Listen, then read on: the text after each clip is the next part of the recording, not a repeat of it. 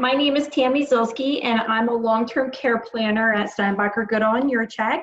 And I thank you all for taking the time to join us today. And for those of you who are brave enough to put your camera on, I appreciate that because we do really miss seeing all of you. And I'm joined today by Brittany Smith, and Brittany is a licensed attorney in Pennsylvania and Virginia. She heads up our estate planning, long-term care planning, crisis department, and estate administration department. And Brittany does a great job at managing all of this, so it's a great pleasure to work with her. And what we're going to talk about today is dementia, Alzheimer's, other types of dementia diseases, caregiver tips, as well as estate and long-term care planning that you can do if you're faced with this diagnosis. So dementia is an illness that affects the brain. It results in the death of many brain cells, and symptoms do include memory loss and disorientation. And if somebody has dementia, it's going to impair their everyday activities, from personal care to preparing meals, to interacting with others. And the disease does progress over the time and does worsen. What is surprising to many people is that Alzheimer's disease, that dementia is not a normal part of aging. So forgetting might be a normal part of aging, but actual dementia is not a normal part of aging. Statistically, it is estimated that 6 million Americans do have dementia, and that by 2050, that's projected to increase to 14 million. And in 2016, 16 million people provided about 18.2 million hours of unpaid assistance to people with dementia. And we see this a lot where family members are really trying to struggle through the process of caring for their loved ones, not reaching out to community resources for help. And one of the things that we really want to communicate with all of you, and hope that you'll talk with other people that you know, is that this is really a disease that it really takes a community to take care of somebody. And so we're going to give you some resources as far as how you can do this with the help of others rather than on your own. Okay, Alzheimer's disease is the most common form of dementia. And with Alzheimer's disease, you're going to see that the individual has problems coming up with the right words or names. And in early stages, it may not be very noticeable because you might just think, oh, they're just forgetting, or maybe they're tired or overwhelmed. And so it is really hard to detect when somebody is in that early stage. But you can keep an eye out for some of these tips. If they're having a hard time performing tasks that they normally would have been able to do, like managing a checkbook, or making a meal, following a recipe, things like that, that's when you might start to be aware that there could be some problems. When somebody does get to middle stage, it's much more noticeable because they're going to be forgetting names of people that they should know. They may get lost, in going to the store and not being able to find their way home. You're going to find that completing tasks like meal preparation or doing things like laundry, things that are, should be ingrained, are really, really a struggle. And so when Brittany talks about the estate planning, if somebody's in that early or mid stage and they do not have their estate planning in order, it's really important that they come and see us to get that done, because once they reach the late stage, it may be too late for us to assist with those estate planning documents. And then we have to move on to a legal guardianship, which again, Brittany will be explaining.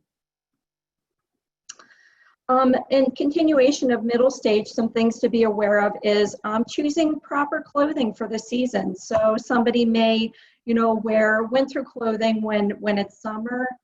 You're also going to find that they have problems with their personal care and controlling their bladder or bowels, or making sure that they're bathing appropriately. And we definitely hear a lot of that from caregivers, that their loved one might say, oh, I took a shower yesterday, but really it's been weeks and weeks since they've done that. So they're going to need a lot more oversight for personal care.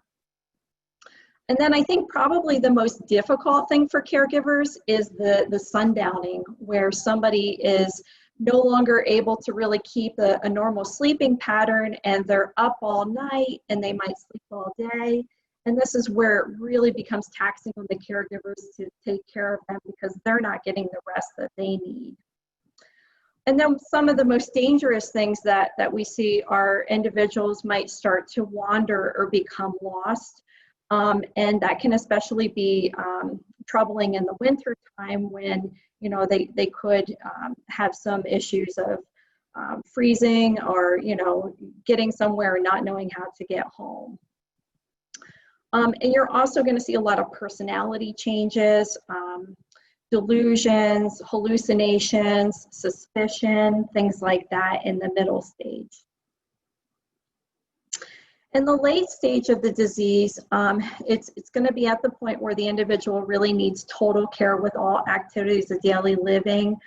So all personal care, meal preparation, everything they're going to need assistance with. They really lose their awareness of where they are, recent experiences, and in most cases they're going to get to the point where they're unable to ambulate on their own, and need physical assistance with feeding, and all of those kinds of things. So what do you do if you're caring for somebody with dementia or Alzheimer's?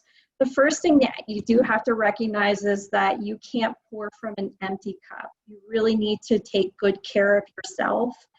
And we see this a lot, where caregivers, like I said, have gone years and years and doing this on their own, and then they neglect their own health. So it's so important for you to take care of yourself, be proactive about what you need, learn how to relax.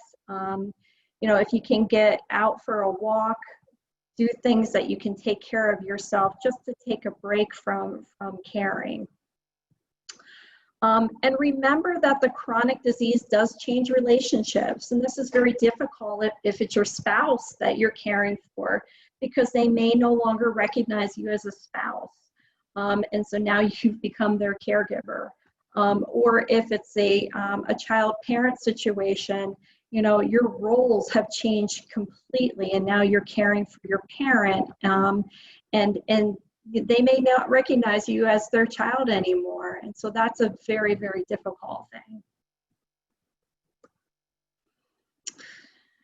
As a caregiver, you do need to be aware about signs of stress. So if you're feeling anxious, depressed, irritable, you're feeling tired and run down, you're having difficulty sleeping, or you have new or worsening health problems, trouble concentrating, you cut back on your own leisure activities, you're neglecting your own responsibilities.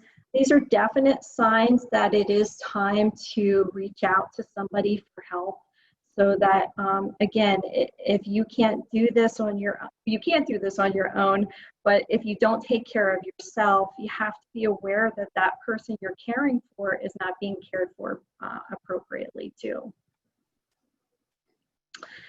So some strategies to combat stress, one thing that we definitely would recommend is seek out professional help. So somebody who is able to maybe provide a medication that can help with the depression or anxiety. Also, counseling services are great to really learn how to cope with these changes and the roles and your responsibilities. And then, like we talked about before, just getting enough sleep, reaching out to other people for help so that you're not burdened with the care on your own. The Alzheimer's Association is a really great resource if you're not already aware of it, and I would strongly encourage you to look into this, because they have some really great tips for caregivers, and these are some of them that you would find there. Trying not to argue. And so this is always really tough, again, because we're looking at what those roles are that you had for spouse or parent-child, and that may have been how you communicated with this person. But you have to remember that the person with dementia is not really able to reason like they were in the past. And so you have to recognize that when they might say something that's not true, you want to keep the peace. And so trying not to argue and just agree with them, even if it's not a true statement. Trying not to lecture, and this is also, really difficult for caregivers, but if you're in a situation where somebody is not following tasks the way that they should, rather than lecture them on what they should do, gently walk them through that task. This is how we put our shirt on, or let me help you with this, things like that. Avoid saying remember. And this is something that when my grandmother, who had Alzheimer's, was in the nursing home and we would visit with her, we would try to reminisce with her and remember, Gram, when we did this, or remember that. And she had no memory of any of those things. And so a really great tip is just reminisce, talk about, well, one time I went on a vacation. You don't even have to say that they were included, but you can just talk about that experience with them. The biggest struggle I think caregivers also have is the repeated questions. And so their loved one with dementia might ask the same thing over and over and over again. And so when you get into that situation, it's important to redirect the conversation. So rather than, they get kind of stuck on a broken record, maybe find a new scene, take them outside for a walk, or open up a picture book, or, put a show on that they might enjoy. But you want to try to move away from whatever is disturbing them. And then this one is also very hard for people to do, but accept the offers of help. So when, a family member or somebody from your church or social group offers to help, even if it's just sitting with your loved one for an afternoon so that you can get out and go for a walk, or, do some grocery shopping, we do encourage you to accept that kind of help. And then, like I said, we can really provide some guidance as far as what are some other professional services out there based on what your needs are. Some care options to be aware of are listed here. So we've got private in-home care. So you can privately hire caregivers to come into your home. It's always our recommendation that you consider using an agency that does criminal background checks, that are bonded, that take care of all the payroll appropriate things, because that is something that if you just hire somebody off the street is not necessarily covered. And you do accept some liability if a caregiver were to get hurt in your home. So there are a number of wonderful private duty agencies in the State College and the Williamsport areas that could help with that. And also, depending on your geographic location, adult day programs are available. And adult day programs are ones that you actually pay for the day, and you take your loved one there and then you bring them home at night. But the program is really geared towards people with dementia, and there's going to be a number of activities that they can participate in. And they also often offer personal care services too. So if you're struggling with bathing your loved one, they have typically showers there that they could do that, and staff that's trained to help with things like that. Medicare home-funded services are on a short-term basis, so that would just really be a situation where somebody needs interim care, but it doesn't provide long-term care. Assisted living facilities are great programs that you go to and you actually live there. In most assisted living facilities, you have your own room, but then you have a common dining room and social activities, and they have a nurse on staff 24 hours a day. But that's really for somebody who's in the early to middle stages of dementia. If they progress to the late stages, it's not going to be an appropriate setting for them. except in some situations where it's a memory care facility. They can often accommodate somebody who has moved into that later stage. And then we've got living together in one home, and that would be a situation where maybe a child could live with their parent, or a spouse is taking care of their loved one. If you were in that situation and the caregiver needed to get paid because they quit a job, there are some legal documents that we can do that would allow you to pay your loved one without creating any issues with Medicaid and the 5-year gifting look back. So we call that a care agreement, so we could always help with that. Hospice services are really end stage, so once somebody gets to the final stage of the disease, the hospice services would be available to provide that comfort care that they need. And then long-term care facilities are what we're most familiar with, and that would be a skilled nursing facility. Different professionals to contact to help would be aging life care professionals. So that would be somebody who is really educated in all the facets of the stages of the disease, and they can help you as the disease progresses with in-home caregivers or assisted living or nursing home care. And that's really beneficial if somebody has dementia and then their family members or children live out of town and they really need somebody who has eyes and boots on the ground to help with them. The Office of Aging has a number of support services, and so every county has an area agency on aging that would be able to help with things like family caregiver support, which is a reimbursement program. If you were to hire caregivers, and they have a small monthly stipend that they can reimburse for that. They also offer Meals on Wheels, transportation services, senior centers, and some in-home care programs. In the past, the area agencies on aging managed the nursing home waiver program, which is an alternative to nursing home care, where the state will pay for caregivers in your home. That recently transitioned in the last couple of years to another agency. And again, that's something we can help you with if that's something you're interested in. Other professionals would be neurologists, neuropsychologists, and elder law attorneys, as Brittany's going to talk through what that is. But in looking at neurologists and neuropsychologists and why that's appropriate is there's oftentimes a misdiagnosis of what somebody's dementia is. And so there are, as we're going to talk about here in a few minutes, there are a lot of different types of dementia. And so treating that dementia is, it's really important to know what the actual diagnosis is so that you can slow the disease progress as much as possible. And so a neurologist or a neuropsychologist is going to be able to do a battery of tests that would really allow them to figure out what the actual diagnosis is. So we talked about Alzheimer's being the most prevalent form of dementia, but in addition to that would be multi-infarct dementia. It's also known as vascular dementia. And with that, it's going to be a little bit different than Alzheimer's.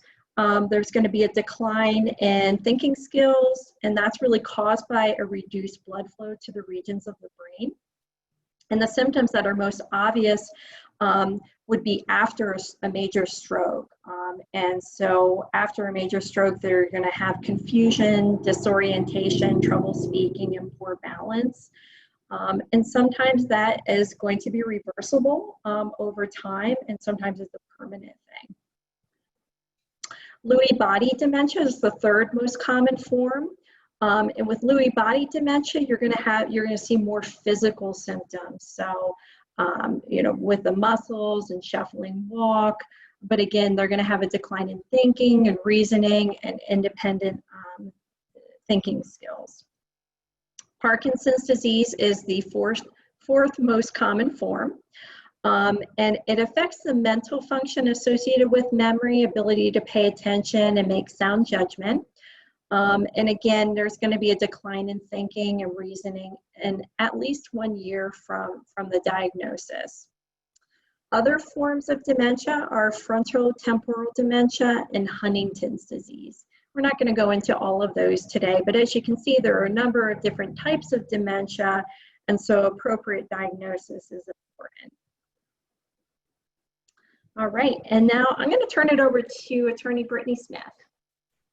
All right, thanks, Tammy. As Tammy said, my name's Brittany Smith. I'm one of the attorneys here at Steinbacher Goodall and Yurchak.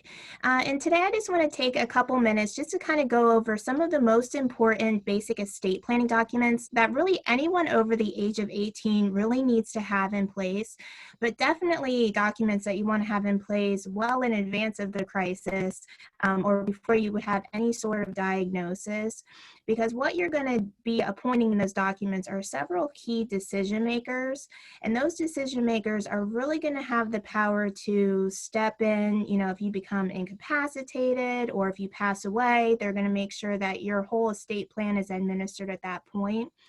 And, you know, even if you have these documents in place already, it is really important to review them just to make sure that, you know, they're current with the law, there hasn't been any substantial law changes, and that there's all the powers that, you know, whoever you appoint in there would have so that they can really make a well-informed decision for you and carry out your goals.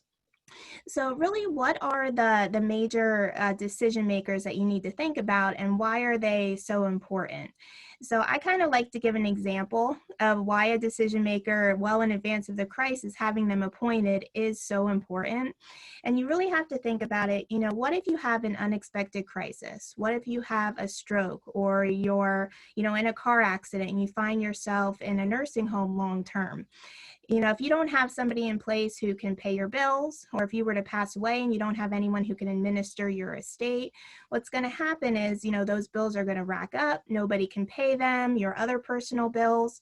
And then that's where Tammy talked about earlier, that person would actually have to go to court to be appointed formally as your legal guardian.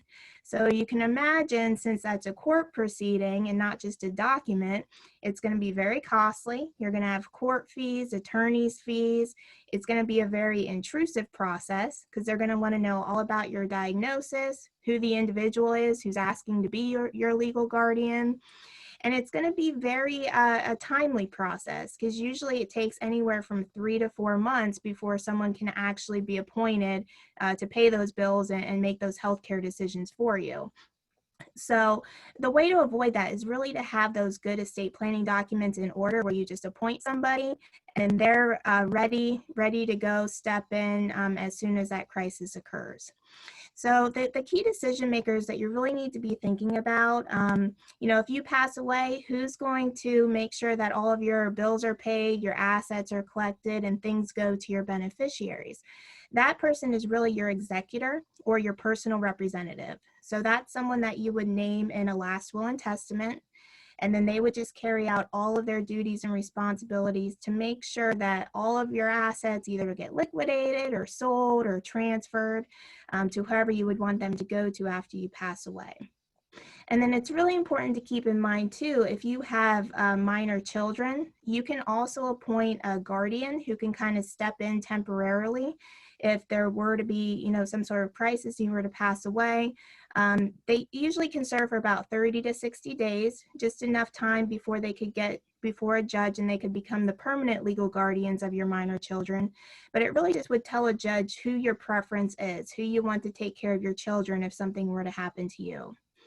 And then it's also important, if you have a trust, you also want to be thinking about who's going to manage the assets that are owned by the trust, who's going to be making all the investment decisions, or if it's real estate, who has the power to sell the real estate.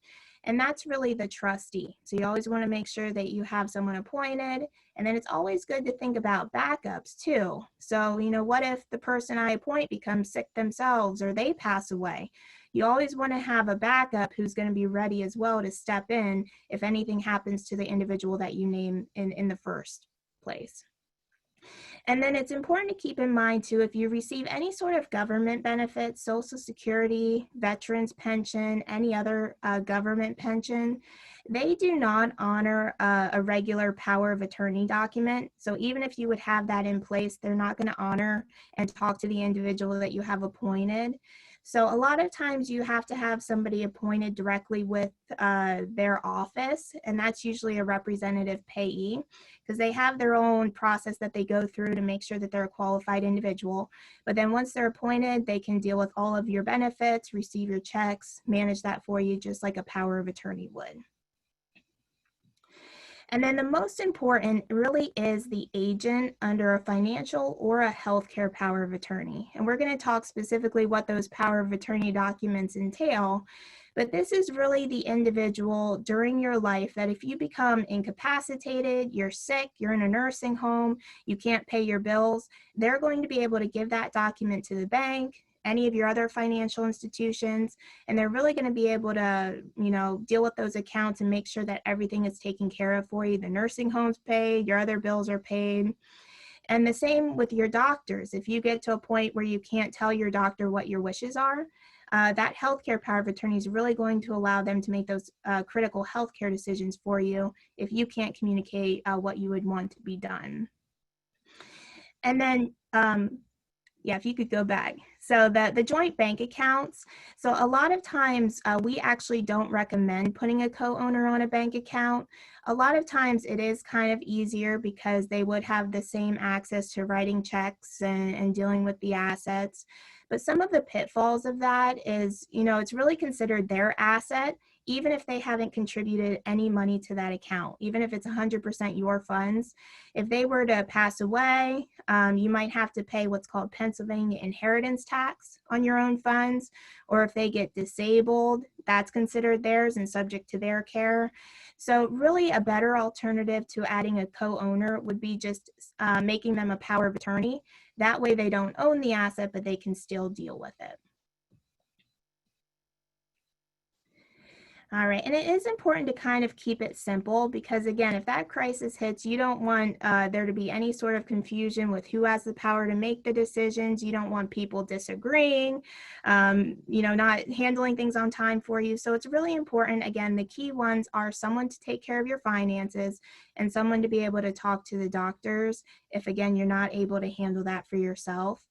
But here in our office, we do have several different types of powers of attorneys that really cover all of the areas that you might need. And we're going to go through each of these, but there's really 4 different types of powers of attorneys. So the first one is a financial power of attorney. So again, this is just a document that they would give to the bank or the life insurance company or IRA company that would allow them to deal with your financial assets. And, everyone kind of asked me, well, I have one. Aren't all power of attorneys really the same? Don't they have the same things in them? And that's not really the case. They're not all created equal. So if you have a power of attorney drafted by any attorney, it's going to have some of the basic powers in there. So it allows someone to sell real estate for you, possibly open and close bank accounts. But it's going to have what's called limited gifting in it. And the reason this is kind of crucial is because under limited gifting, they could only protect up to what the IRS allows you to gift each year, which is $15,000 per person per year. So if you kind of think of this in a crisis situation, say you have a house, you haven't done anything with it to protect it in advance, your power of attorney would come to us and say, hey, I want to help protect the house. If they have a power of attorney that only has that limited gifting, they could only protect $15,000. Okay, they're limited by that. So what we like to put in ours is really a comprehensive long-term care planning power, which is called unlimited gifting, which would really allow them, even if you're already in the nursing home, to protect as many of your assets as they're able to, because they're not going to be limited by that $15,000 per year. Now, sometimes people get worried about that because they can gift money, but it really does have to follow your estate plan. So if you say, everything in my will goes to my son, they can really only follow what your will says whenever they do any of this planning. And then a lot of times what we utilize is a trust. So, instead of doing outright gifting to your beneficiaries, a lot of times we want to make sure that those funds are still available to you if you would need them, even if you're in the nursing home, but yet they're shielded, from Medicaid or any of the other benefits that you might be receiving. So it is important for them to also be able to set up what's known as an irrevocable trust. So that really is a special type of trust. We're not going to get into it too much today, but basically what an irrevocable trust is means you can't really change it. So that's the type of trust that really protects assets from nursing home care because you don't have that direct access to whatever's in the trust.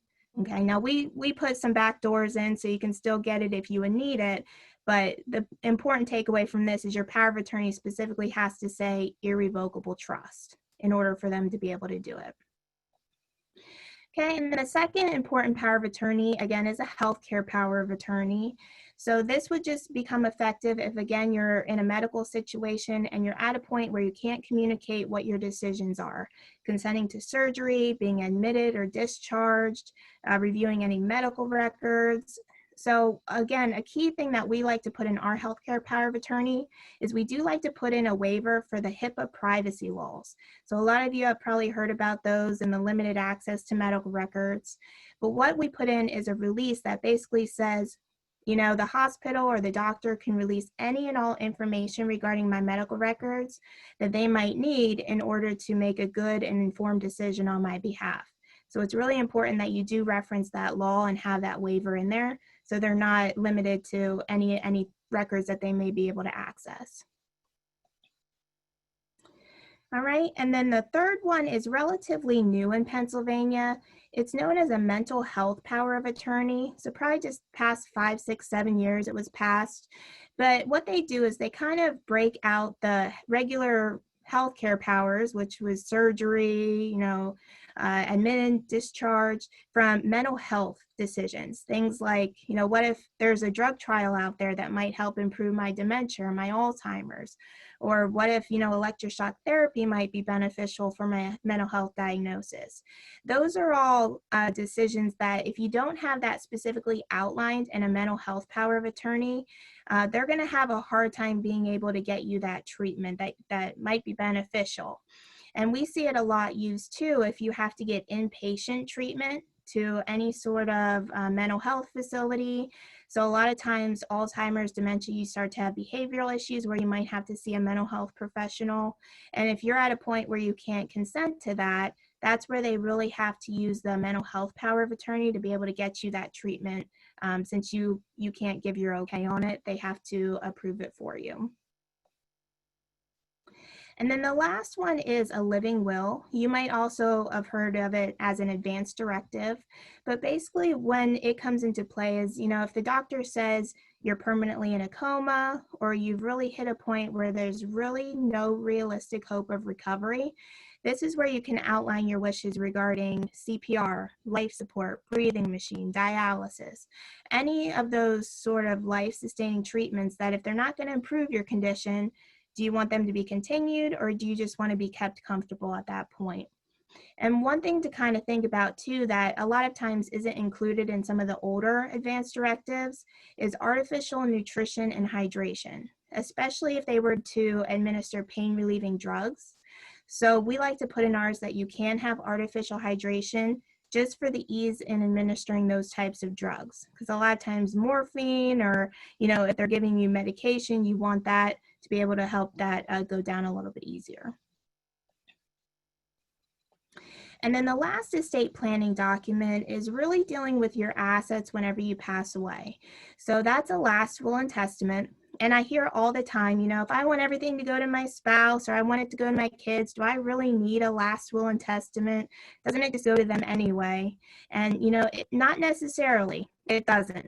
So even if you have a spouse and you have children, the law is going to designate where those assets go if you don't have a last will and testament.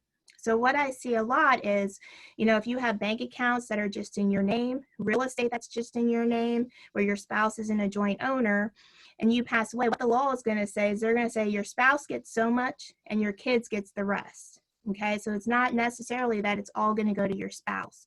Or if you wanted to go to a neighbor or somebody that the law wouldn't designate, this is where it really becomes important that you have it outlined in this document because the will is going to control and trump whatever the default designation is in the law. But one thing you do have to think about, and I like to call it the I love you but wills.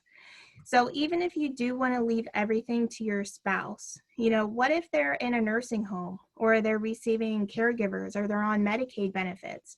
Now you have assets that, wouldn't have been theirs that would go to them, and they would just get this lump sum of money, and it's going to interfere with any of that care, or they're going to have to use it, to pay the nursing home. So what we like to put in ours is called a bypass clause. So, if your spouse is healthy, they can receive these funds, they're not on Medicaid, everything can go to them. That would be fine. But if they are in a nursing home or they're receiving public benefits where they have those asset and income limitations, it will actually bypass them and go to whoever you name next in line, whether it's your kids or grandkids, whoever it might be. And what that does is that helps avoid that lump sum going to your spouse and them just having to use it on their nursing home care. Now, unfortunately, in Pennsylvania, you can't completely exclude your spouse because they are entitled to what's known as an elective share. So, and Medicaid's well aware of this. So even if we would have everything bypass them, by law, they do still have to receive 1/3 of your estate. But what happens is it protects 2/3, and then the other third, we can use some planning strategies to help protect that as well. So it really is one of the best strategies to kind of help shield that from just being paid to the nursing home. All right, so who should you be thinking about to appoint in these positions? Well, it's really important to appoint somebody that you trust, somebody that you know isn't going to take advantage of their position or act inappropriately, somebody that's responsible, that can pay bills on time or can make a good informed decision for you. Because a lot of times I hear, well, my oldest would be offended if I don't appoint them, so I'm going to appoint them first and then do it in order. And that's really not the best way to do it. So it's really about who's going to make the best decision for you. So sometimes maybe your youngest is better with finances and your oldest is better with healthcare. You can appoint different individuals based on what their skills would be. And then you always want to make sure that they have the life experience to be able to say, hey, this is what mom and dad would have wanted, or this is really going to be in their best interest. Okay, and then you always want to think about, are they going to keep family members informed? So this is really important, especially if you're in a second marriage situation and there's a blended family. So a lot of times you want to appoint your spouse, but then what if your spouse doesn't get along with your children? Or they make a decision that your children might not agree with? Then it becomes a battle between your children and the step parent at that point. So a lot of times that can cause, family rift that might be avoided by maybe appointing, your spouse and your children, or maybe just your children at that point. So those are all things that you need to keep in mind, is what's going to be the family dynamic with the individual that you appoint.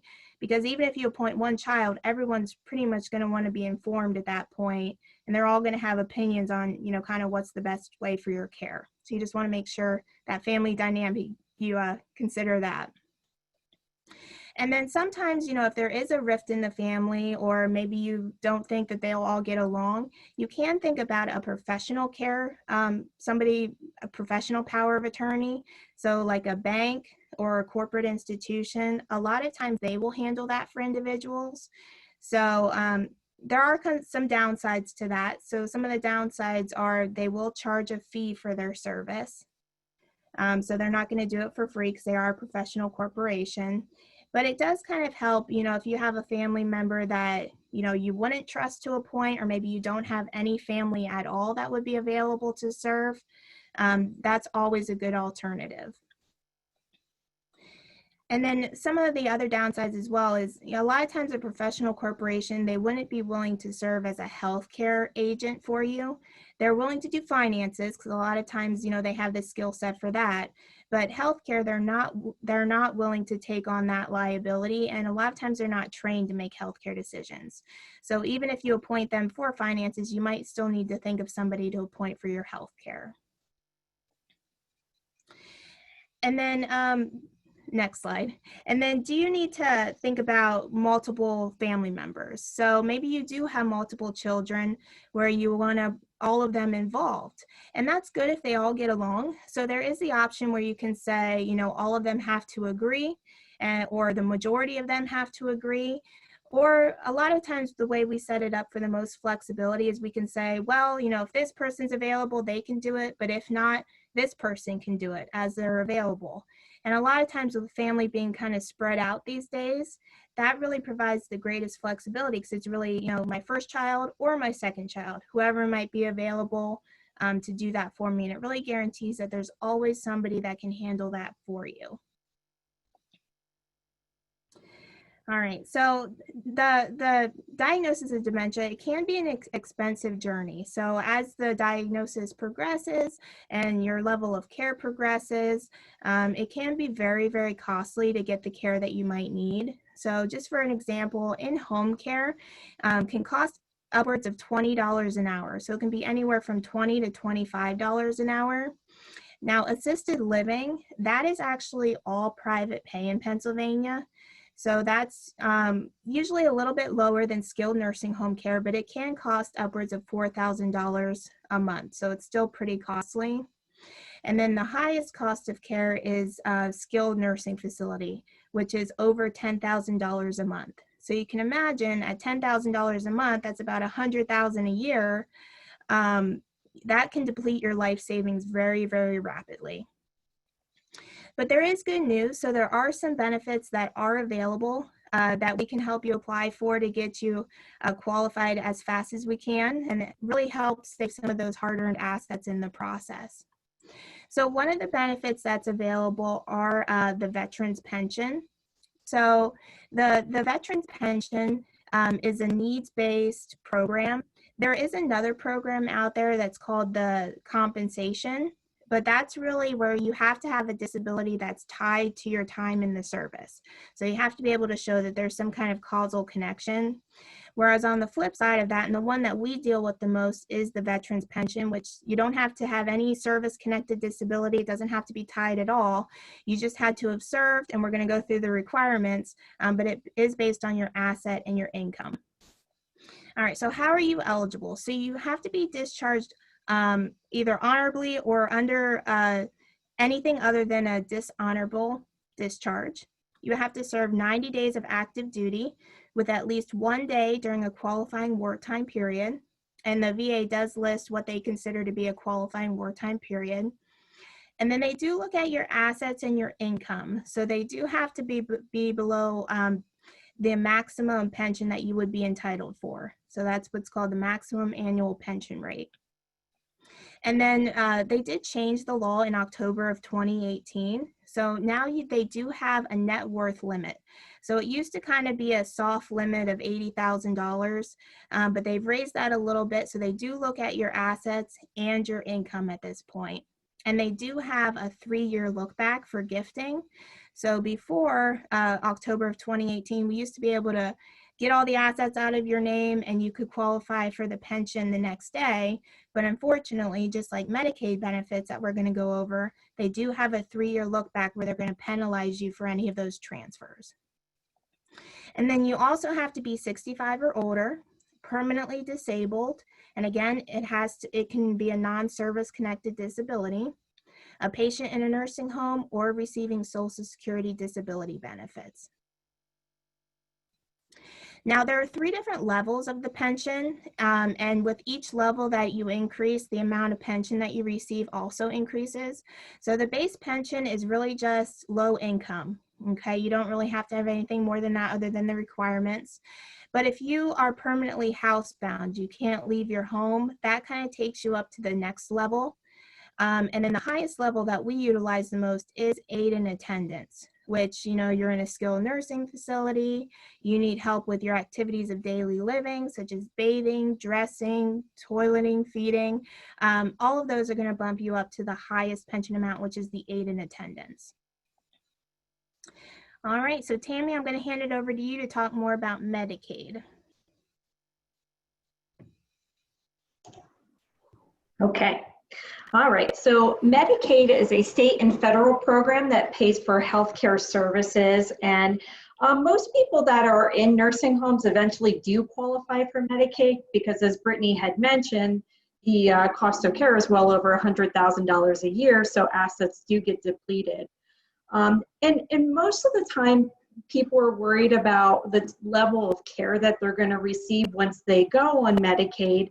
But the nice thing is that the staff on the floor who are caring for you actually are not made aware of the payer source. So you are not treated any different than somebody who is private pay. The qualifications for Medicaid are pretty difficult to get through, and that's really what we specialize in here, in helping people to protect their assets so that they do not become impoverished as Medicaid would require them to do. And so the biggest confusion is the look back period. And so Medicaid has a 5-year gifting look back. So as we talked about, the VA is a 3-year, but Medicaid has 5 years.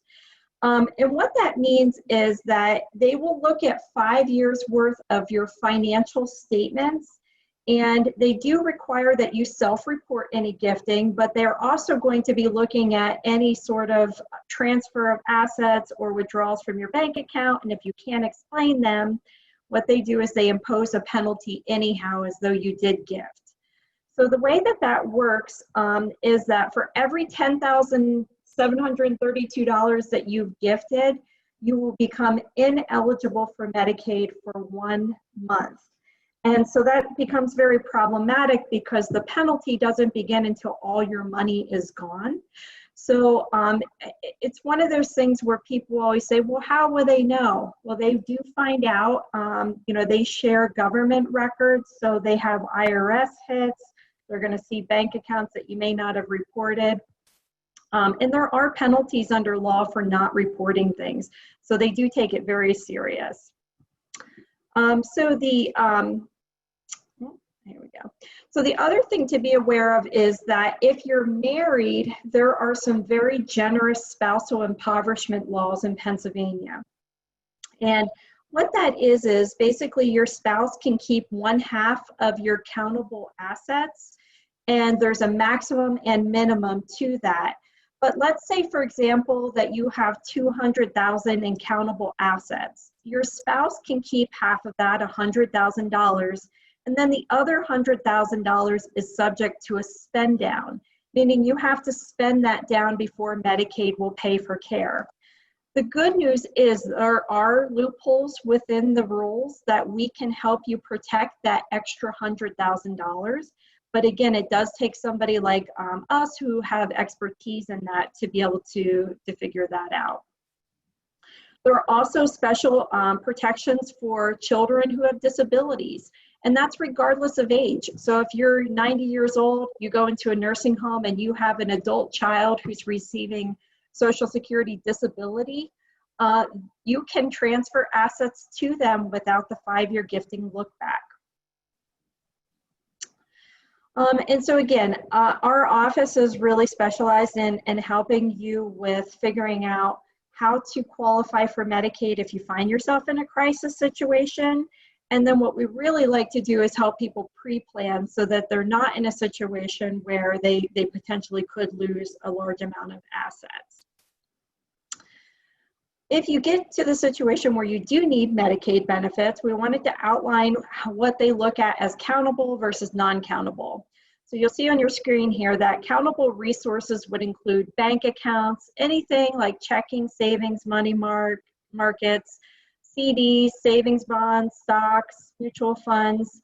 And then they look at the cash value of your life insurance. So life insurance has a death benefit versus a cash value. And that cash value is subject to the countable resources. So sometimes people can lose their life insurance through the need for long-term care. They also are going to require you report the amount of cash you have, retirement accounts. Now that's again of the applicant, so the spouse's retirement accounts will be non-countable. If you have more than one vehicle, the lowered value vehicles are countable. Trust accounts that you have access to. So Brittany talked about irrevocable trusts. They are not countable, but a revocable trust would be. If you have additional real estate other than your primary residence, like a family cabin or second properties, those are going to be countable. And annuities are also considered countable. And then you're going to see that the non-countable category is a lot smaller. Cemetery lots, term life insurance that has a face value of less than $1,500. And then, you know, in talking about other properties, if you do have other property, but it's, say, a rental unit, and we can prove that it's income producing, essential to self-support, that would be non-countable. But we do have to be aware that there's an estate recovery. So there are legal ways for us to help protect that rental property so that it doesn't become recoverable when you pass away. Again, residential property, your primary residence is not countable, but again, there's the issue of the state being able to recover it. If you have a vacant property, like you're in the nursing home and you intend to return home, they will exclude your primary residence indefinitely, as long as you say you want to return home. But the issue is, once you qualify for Medicaid, all of your money's gone and all of your income goes to the nursing home. So you don't really have enough money to upkeep that. So typically people are forced to sell their home in that situation. If you have additional property next to your primary residence, and it's not on the same deed, they would count that. So oftentimes what we'll do is do a new deed where we add that adjoining property to the primary residence so that that's excluded. If you have a life estate interest in your property, that also would be excluded, again, until it's sold, and then you would receive some of the life estate portions. So the Medicaid rules, like I mentioned, are very confusing, and there's a lot of misinformation out there on that. But basically, a single person can really only keep a certain amount of assets based on their income. It's either $2,400 or $8,000, whereas the married person can keep half of the assets, and then they can keep some of their spouse's income. So again, if you find yourself or you know anybody in that situation, don't try to figure it out on your own. We offer a free consultation, and we would be happy to talk with you about whether or not you do need our help in navigating the Medicaid system, just to make sure that you're maximizing the assets you can protect. And even if you have not done pre-planning, we can still help you in a crisis situation to protect a large portion of the assets. So really, you need to take charge and prepare in the future for the future. And like Brittany said, taking care of those estate planning documents are the most important things, because it will allow your agent to be able to work with the professionals to help you if you get into that situation. Learning to become a skilled dementia caregiver. Again, there are some great resource tools. We have a book that we're going to talk about here in a minute, but the Alzheimer's Association is going to also offer some really great information so that you are skilled at providing the care to the person you're caring for. And, you know, keeping in mind that if you don't take action, you know, you're standing to lose about $8,500 or more per month, depending on what type of care you need, by not taking action. And so, like Brittany said, if you get into a situation where we can't help you, that could be very costly, and you could lose your life savings. So the best way to protect yourself is to care for your loved one, is to develop a dementia long-term care plan. And we do offer that here at the law firm, where we can help you look at the beginning stages of the disease, getting your estate planning in order. You know, if it looks like somebody may be able to make it through a 5-year look back, we can look at transferring some assets to a trust so that they are protected in advance. And then if somebody gets into that crisis situation, helping them to navigate the system to figure out what type of care they might need and what benefits that we can help them get to help pay for that care. So I mentioned this book earlier. This is a book that Julie Steinbacher, the owner of the law firm here, wrote. And there are 3 different versions. So the first one is You're Not Alone, Living with Alzheimer's Disease. So this book is really geared towards somebody who has an Alzheimer's diagnosis. And if they're able to, early stage, read this book, it really gives them some tips on what they need to know. The second book is You're Not Alone, Living as an Alzheimer's Caregiver. And so that's really geared towards caregivers and helping them learn some coping skills and things that they need to be aware of as they're going through that journey. And then the third one is You're Not Alone, Living with Dementia. So if it's not an Alzheimer's diagnosis, but a dementia diagnosis, what are some things that you need to be aware of? And the book is really small. It's short on purpose because we wanted to make sure that somebody would be able to sit down and actually read it. So cover to cover, it takes about an hour or 2 to read. And the Alzheimer's legal planning that we do here, really does assist clients daily because they have a plan in place. They know what's going to happen as the disease progresses. Really helps the caregiver because they're managing the stress a lot better. They're not doing it alone. And there are a number of support services in our community that we can help you get in contact with. And I know in the future when we can start meeting with people again, that was one of our goals, to open up in a support group here so that we could be supporting people in that way. So what to expect at Steinbacher Goodall and Yurchak is you're going to get a team of attorneys, certified Medicaid planners, and support staff who are very knowledgeable about the legal planning, asset protection, benefits planning, and community resources. We try to be a one-stop shopping so that when you come here, we can help you with all of those things and you're not, going from place to place. You would get individualized planning, so we do not do cookie cutter planning. Everybody's different, and so we meet with you, talk about what your specific concerns and goals are, and then help you develop a plan based on that. And the quality documents that we provide really are great. Brittany Smith prepares all the documents for the clients that she meets with. So it's, an attorney looking things over, typing them out, making sure that they follow all the laws. And then really we hear a lot from people when they're done with their planning is, we have peace of mind. We're so glad we did this because now we know what's going to happen in the future if anything occurs like a crisis. So during these COVID restricted times, what we're doing for appointments is we always offer a free consultation. So that is still the same. But during this time, we are offering a phone or video conference. We're using the Zoom technology to do that, or just picking up the telephone and calling you. And so our goal is to provide some services as face-to-face as possible. And so there are going to be some times that we would have to meet with you in person to sign documents. And we can do that, in our office for a short period of time, or we can do it in our parking lot. There's just a variety of ways that we've been doing that to accommodate people.